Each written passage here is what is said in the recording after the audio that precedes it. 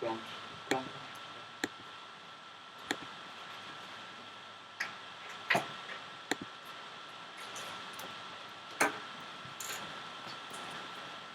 So today we're gonna talk about e-learning and the use of internet.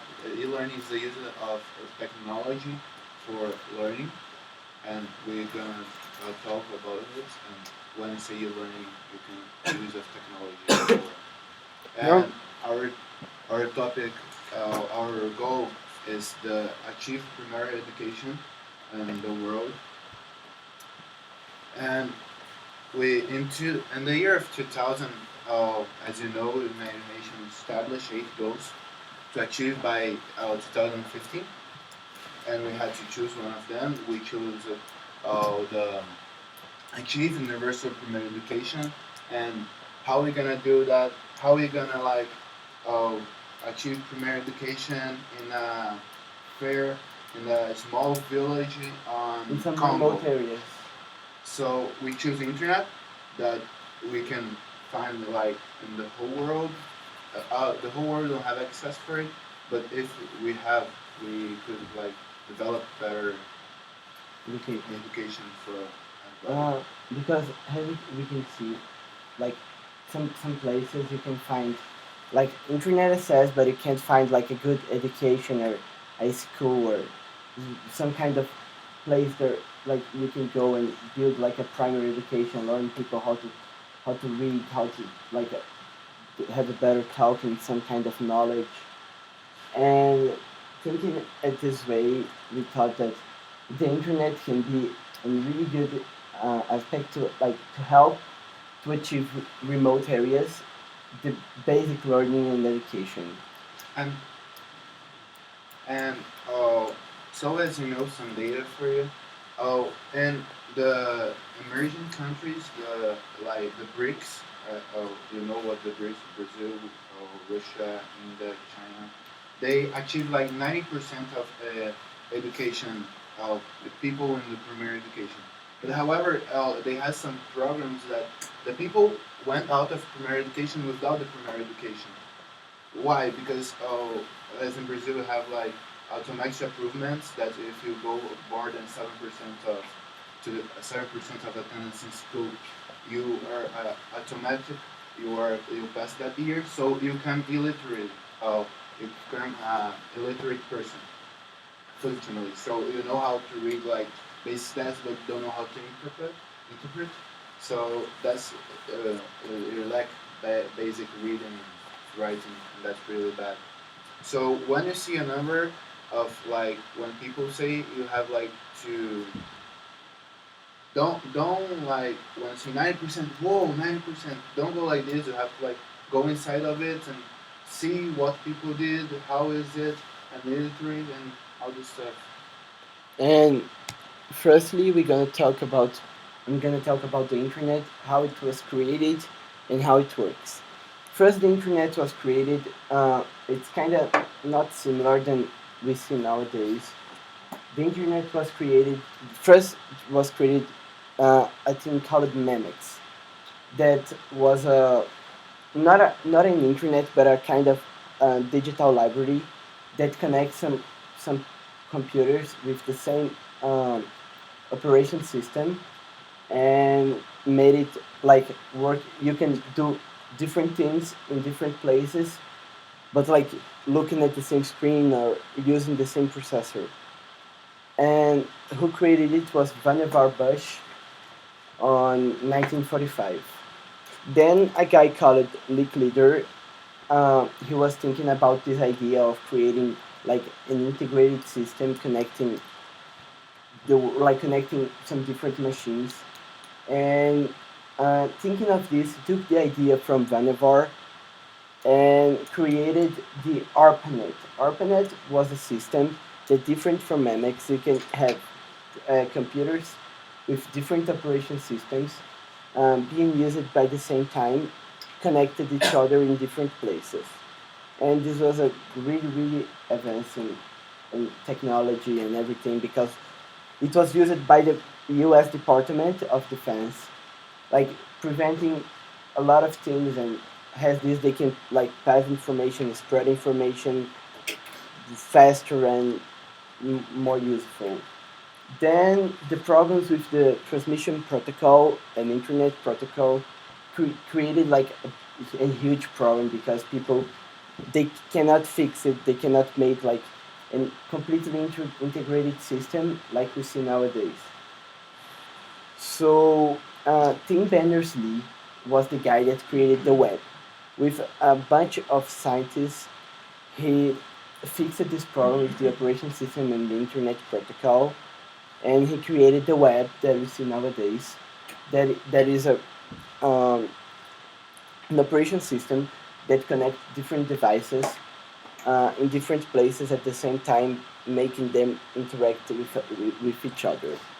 And it's possible by the big advance on the technology and mainly the satellites.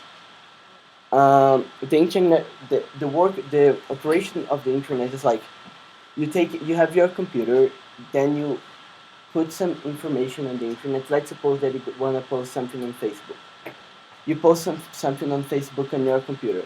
What will happen is that your computer will transmit the information to your like wireless receiver or your cable or whatever. Then it's gonna transmit this information to a satellite that's gonna spread this information to where you are, to the internet main system.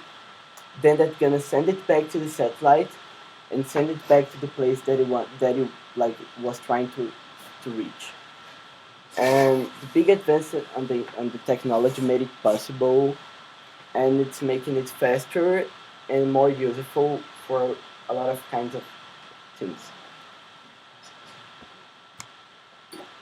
So first you're gonna ask, who is this nerd on our screen? Oh, yeah, he's Salman Khan. He was the one that created for me the Future School, that's Khan Academy. Uh, if you have ever been entering Khan Academy, I think you should because of math class. And you see that they have like tons of videos about topics and exercise, different exercise, and they manage that in a very good way so the student can keep learning. But what the benefits of like having video instead of having teacher teaching or this stuff? The benefits, we should have a teacher, but not like a person who has all the knowledge as we see like of 10 years ago. Now it's changing, but 10 years ago we can say like teacher is the guy with all the knowledge and you're gonna learn everything from him. Now we have the internet that you can learn more, and we have to see the teacher not as like a person with the knowledge and as a guide. He should guide you for the information, not tell you the information. And other thing about the benefits of the education in the internet is like you can learn in your own pace. Like many times you see like a teacher explaining a subject and you have to adapt to yourself for his own pace. Like some people will say, "Oh, that's it's too hard for me. It's too fast. I'm not getting." And others want to move away. And the internet, you can do this, and actually you can go deeper in that subject, in that topic, and learn more about it. And that's really the benefits of you have the e-learning and this stuff, getting deeper and the concepts and get because many times with data uh, provided by Khan Academy and some other sites, I could see like many students like they lack in one specific topic, but then when they master that topic, they move like 100% away. So the student like the teacher could see as I'm not a very good student. Uh, 1 month ago, now he could be like the best one. So we have like more data for the teacher. That's very important because today, when you are teaching, you don't have like much data. I'm not a teacher. I think they don't have much data because like with with he's doing exercise in the internet, he can provide data about that exercise. So the teacher could see like which exercise they did, which one they struggled with, and go as specific in that problem. That's awesome for the teachers because like they because many times teacher asks for the student, oh, what's the problem? What's the problem? No, no problem. No, no, it's okay. No, I figured out, and they get zero in the test. So with that data, the teacher could focus more and like personalize it. That uh, the personalize the knowledge for the student and how he should study to have better results. So what like the internet is mainly doing, it's spreading information. The information is not like just in one person, and like you can the internet is spread information all around, and anyone can be like a master in some kind of subject or some kind of stuff that he wouldn't be able without like in the past time without someone teaching him. And now it's easier, but there are some problems too because you need to take care about the information that you are searching or researching for, because a lot of times, and it happens a lot like in sites like Wikipedia and some kind of sites like this, if you find a lot of fakes informations and people really like not at all, but people really trying to make you think like wrong, or mm, trying to change your ideas. And you need to take care and try to search always in good sites, in good websites with good sources, and some expert on the topic saying about it and this. And we're gonna talk about internet help in remote areas. The internet, it's really useful to help remote areas in all over the world, because as the spread of internet is going on, and more you can see like almost all the world population have access to internet. Spread information, spread knowledge, it's way easier than like just sending a teacher or someone that maybe is not capable to do something. Or and we have a pretty good example of this in Brazil, that is the TV Escola, that is translated to TV school.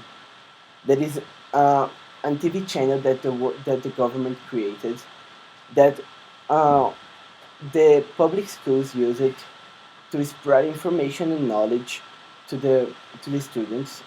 And and then like all the public schools use it in some time of the class to help the teacher to guide the students, because even even teachers in really remote areas, they maybe don't have the necessary knowledge to help people understanding and getting some kind of topic. So this TV channel makes the people made it the people have received some knowledge, and not just from Brazil, receive some knowledge from like all over the world. Like some people in a really remote area can know about things that are happening in US or in Europe, and it brings a lot of knowledge, brings a lot of word knowledge to the students, and it helps a lot on the like classes and everything, because when you have like a word a notion that what happened in the world, what is happening now, like watching world journals and learning new languages and learning about specific topics that probably a teacher would not be able to teach them.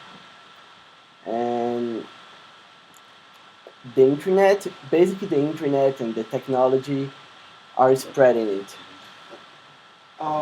This photo is from a project in India called the Hole in the Wall.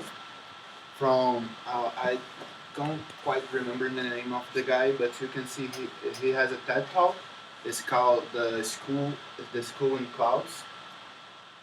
So what is that project consists about? He go to remote villages in India and put a computer and put like more as data as he can find about some topic. Live there. They don't know English, but the data almost all the data is in English. And then he go away. And after like 3 months, 2 months, he come back to that village and give a test for that kids. And actually, the kids learn like so, and first of all, he put only in English, and he found that the kids don't really good, but they went like from have a topic of genetics, that example that he gave in TED Talks, and the kids like goes from zero